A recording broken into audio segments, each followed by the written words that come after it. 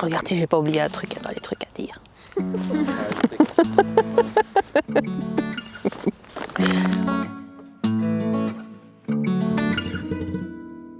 Donc ici on est dans la bergerie, chez les bergers de la Haas.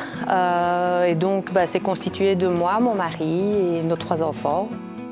On voulait trouver un métier qui nous correspondait mieux, qui était proche du vivant, un peu autonomie alimentaire finalement aussi, de pouvoir savoir d'où venaient nos produits.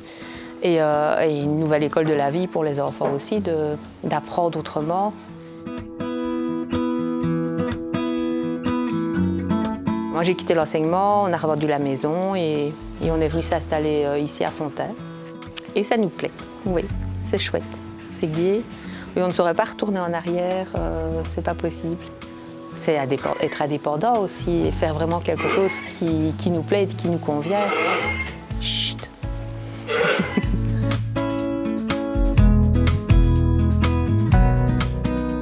Donc nous, on élève des brebis Lacaune, qui sont donc des brebis laitières. On a 150 brebis adultes. On transforme tout le lait sur la bergerie, directement sur place. Il va falloir lui mettre ses surchaussures et à la caméra. Donc voilà l'atelier. Donc c'est ici que je transforme les yaourts, les fromages.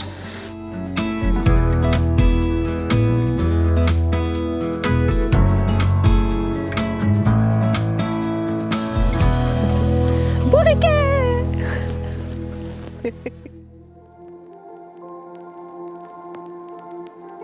Donc en fait, c'est moi qui ai le statut d'indépendante et de responsable de la bergerie, pas par dominance, mais au niveau du travail, moi c'était plus facile de pouvoir repasser en mi-temps au tout début qu'on a commencé parce que j'étais prof.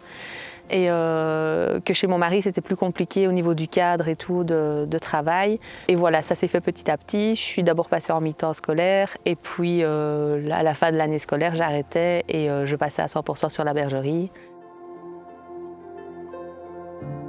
En fait, nous, ça se passe plutôt bien.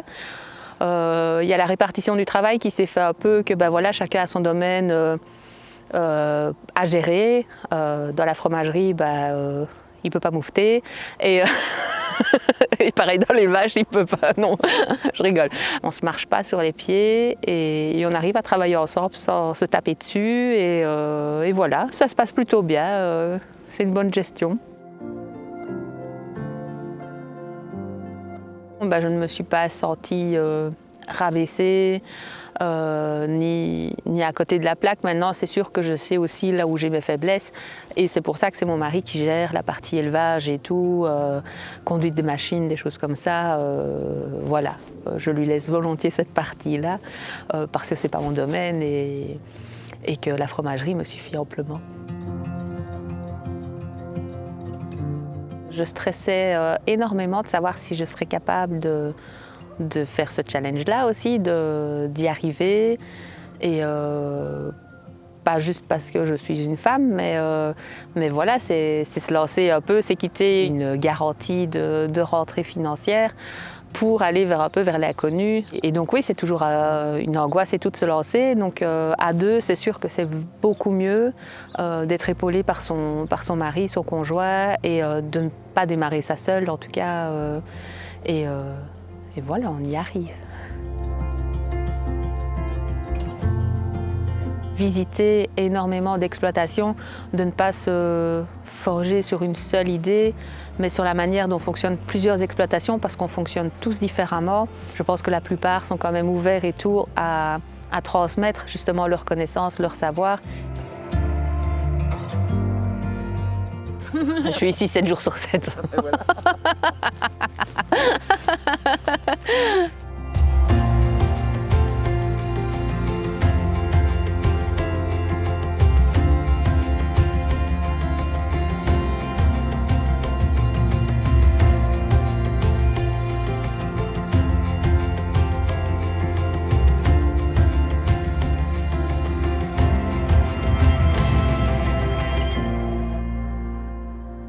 J'aime bien de vous voir hocher la tête. Je suis dans le bon. Yes.